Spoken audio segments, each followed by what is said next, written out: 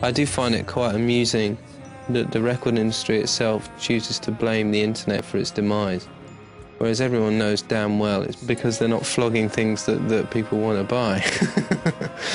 And because the whole like music scene is just completely sewn up and really tired. It's sort of a sign of people being into what you do, and also I think hopefully it's going to be a force that makes people bring out better records and records worth owning. You know, all these records in the past that had 2 good songs and 10 rubbish ones, maybe those days are over.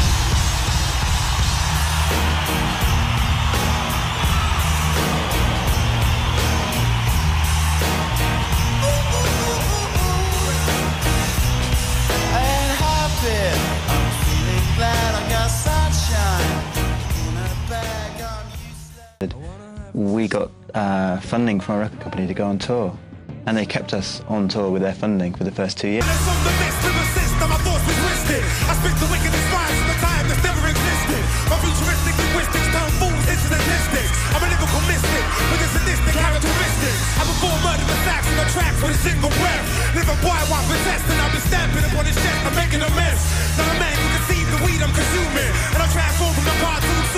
Choose to blame the internet. The bottom line is the shareholders. Shareholders are greedy. The companies themselves are poisoned and fucked up. And if they go down, bye-bye. It's because they can't get access to it any other way, because the radio is bullshit. And that's the kind of only way you can do it. I do find it quite amusing that the record industry itself